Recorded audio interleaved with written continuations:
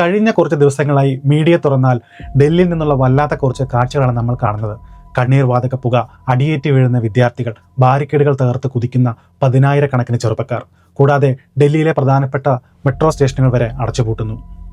ഈ വലിയ പ്രക്ഷോഭത്തിന് നേതൃത്വം കൊടുക്കുന്നത് ആരാണെന്ന് നമുക്ക് എല്ലാവർക്കും അറിയാം. അതെ, CJP, കോക്രോച്ച് ജനതാ പാർട്ടി.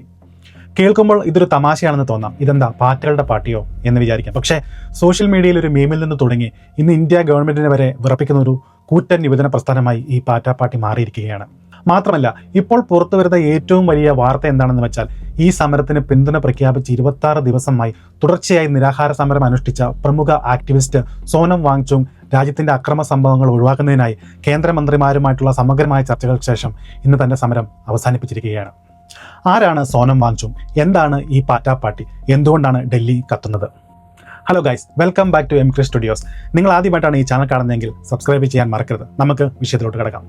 ഇതിന്റെ തുടക്കം കഴിഞ്ഞ മെയ് മാസത്തിലാണ്. സുപ്രീം കോടതിയിൽ വ്യാജബദ്ധ സർട്ടിഫിക്കറ്റുകളെ കുറിച്ചുള്ള ഒരു കേസ് നടക്കുകയായിരുന്നു. അന്ന് ചീഫ് ജസ്റ്റിസ് സൂര്യകാന്ത് ഒരു പരാമർശം നടത്തി. അർഹതയില്ലാത്തവർ വ്യാജബിരുദവുമായി ആക്ടിവിസത്തിലേക്കും മാധ്യമപ്രവർത്തനത്തിലേക്കും കടന്നു വരുന്നത് പാറ്റകളെ പോലെയാണെന്ന് അദ്ദേഹം പറഞ്ഞു. സ്വാഭാവികമായും തൊഴിലില്ലാത്ത വലയുന്ന പരീക്ഷ എഴുതി കാത്തിരിക്കുന്ന ഇന്ത്യയിലെ വലിയൊരു വിഭാഗം ചെറുപ്പക്കാർക്ക് ഇത് വലിയൊരു മുറിവായി. അപ്പോഴാണ് ബോസ്റ്റൺ യൂണിവേഴ്സിറ്റിയിൽ നിന്ന് പഠിച്ചിറങ്ങിയ അഭിജിത്ത് ദീപ്കെ എന്ന മഹാരാഷ്ട്രക്കാരനായ യുവാവ് ഇതിലേക്ക് കടന്നു വരുന്നത്. അവൻ ചിന്തിച്ചു, സുപ്രീം കോടതി വരെ ഞങ്ങളെ പാറ്റകളെന്ന് വിളിക്കുകയാണെങ്കിൽ എന്നാൽ ആ പാറ്റകൾ ഒന്നിച്ചാൽ എന്ത് സംഭവിക്കും? അവൻ എക്സിൽ ഒരു പോസ്റ്റ് ഇട്ടു, what if you all cockroaches come together. അങ്ങനെ ഭരണകക്ഷിയായ BJPയെ പരിഹസിച്ച് അവൻ കോക്രോച്ച് ജനതാ പാർട്ടി എന്ന പേരിൽ ഒരു ഡിജിറ്റൽ പാത ഉണ്ടാക്കി. തമാശ എന്താണെന്ന് വെച്ചാൽ AI ഉപയോഗിച്ചുണ്ടാക്കിയ ഈ പാർട്ടിയുടെ സോഷ്യൽ മീഡിയ അക്കൗണ്ടിന് വൻ ജനപ്രീതി ലഭിക്കുകയും ലക്ഷക്കണക്കിന് ചെറുപ്പക്കാർ ഇതിലേക്ക് എത്തുകയും ചെയ്തു. വെറും ഒരു ഓൺലൈൻ ട്രോളായി തുടങ്ങിയ സംഭവം പെട്ടെന്ന് കൈവിട്ടുപോയി. ഇവിടെയാണ് നമ്മൾ പ്രധാനമായും അറിയേണ്ട ഒരാളെക്കുറിച്ച് പറയുന്നത്, സോനം വാങ്ചുങ്. പലർക്കും അറിയാമായിരിക്കും, ലഡാക്കിൽ നിന്നുള്ള പ്രശസ്തനായ എഞ്ചിനീയറും കണ്ടുപിടുത്തക്കാരനും വിദ്യാഭ്യാസ പരിരക്ഷകർത്താവുമാണ് സോനം വാങ്ചുങ്. പ്രശസ്തമായ 3 Idiot എന്ന സിനിമയിൽ അമീർ ഖാന്റെ ഫുങ്സുങ് വാങ്ഡു എന്ന കഥാപാത്രത്തിന് പ്രചോദനമായത് ഇദ്ദേഹത്തിന്റെ ജീവിതമാണ്. ലഡാക്കിലെ ഹിമാലയൻ ഗ്രാമത്തിൽ ജനിച്ച അദ്ദേഹം സ്വന്തമായി പഠിച്ച് ഒരു എഞ്ചിനീയറായി. 1988 ലഡാക്കിലെ മോശം വിദ്യാഭ്യാസ രീതിയും തോൽവി ശതമാനവും കണ്ട് സെക്മോൾ എന്ന ഇതര സ്കൂൾ പ്രസ്ഥാനം തുടങ്ങി. പരീക്ഷകളിൽ തോറ്റ കുട്ടികളെ വെച്ച് സൗരോർജ്ജത്തിന് പ്രവർത്തിക്കുന്ന സ്കൂളുകൾ, കളിമൺ കെട്ടിടങ്ങളും അദ്ദേഹം നിർമ്മിച്ചു. ഹിമാലയത്തിലെ കുടിവെള്ള ക്ഷാമം പരിഹരിക്കാൻ അദ്ദേഹം നിർമ്മിച്ച ഐസ് സ്തൂപങ്ങൾ ലോകപ്രസിദ്ധമായ മാക്സെ അവാർഡ് വരെ അദ്ദേഹം നേടിക്കൊടുത്തു. ലഡാക്കിന്റെ പരിസ്ഥിതി സംരക്ഷണത്തിനും 6ാം ഷെഡ്യൂൾ പദവിക്കുമായി അദ്ദേഹം വർഷങ്ങളായി പോരാടുകയാണ്. അങ്ങനെ ഒരാളായാണ് ഡൽഹിയിലെ വിദ്യാർത്ഥികളുടെ പ്രക്ഷോഭത്തിന് പിന്തുണ പ്രഖ്യാപിച്ച് ഡൽഹി ജന്തർ മന്ദറിൽ CJPക്കൊപ്പം 20 ദിവസത്തിലകം കഠിനമായ നിരാഹാര സമരം അദ്ദേഹം അനുഷ്ഠിച്ചത്.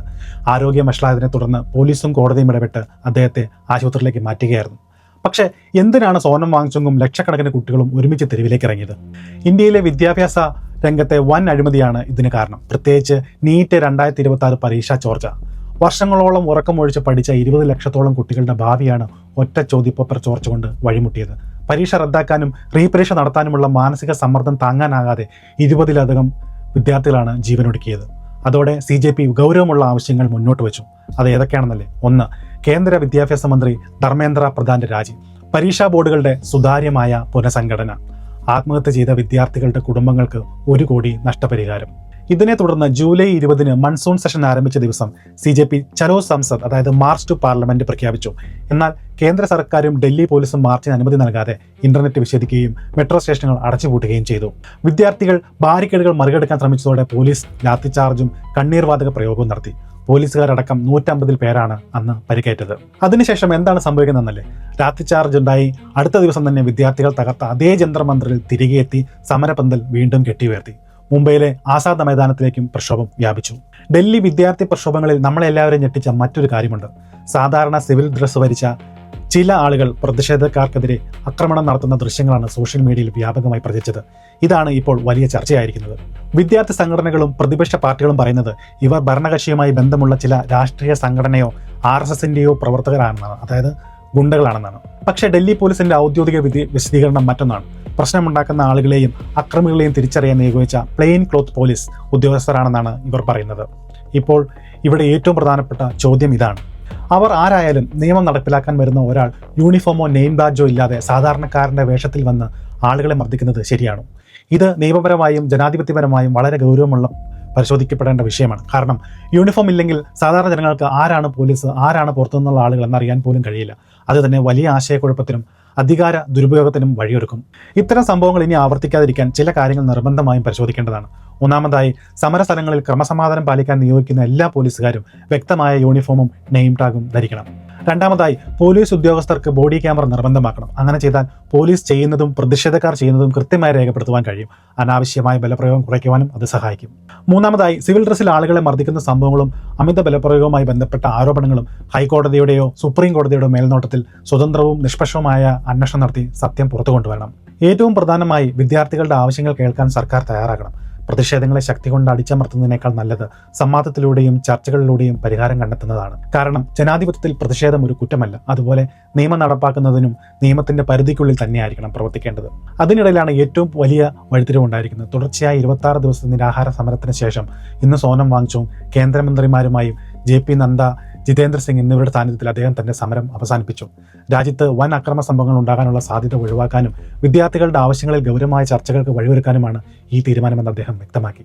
പ്രധാനമന്ത്രി നരേന്ദ്രമോദി അദ്ദേഹത്തിന്റെ ആരോഗ്യത്തിനായി ആശംസകൾ അറിയിക്കുകയും ചെയ്തു. ഒരു കാര്യം വ്യക്തമാണ്, രാഷ്ട്രീയ പാർട്ടികളോ വൻ നേതാക്കളോ ഇല്ലാതെ വെറും ഒരു സോഷ്യൽ മീഡിയ ട്രോളിൽ നിന്നും വളർന്ന കോക്രോച്ച് ജനതാ പാർട്ടി രാജ്യത്തെ വൻ അധികാരികളെ പോലും ചോദ്യം ചെയ്യുന്ന തലത്തിലേക്ക് വളർന്നത് ഇന്ത്യയിലെ ജനറേഷൻ സി ചെറുപ്പക്കാരുടെയും സോനം വാങ്ചുക്കിനെ പോലുള്ള മനുഷ്യരുടെയും പോരാട്ടത്തിന്റെ വീര്യം കൊണ്ടാണ്. Hats off generation Z. ഈ സമരത്തെക്കുറിച്ചും വിദ്യാർത്ഥികളുടെ ആവശ്യങ്ങളെക്കുറിച്ചും നിങ്ങളുടെ അഭിപ്രായം എന്താണ്? താഴെ കമന്റായി രേഖപ്പെടുത്തുക.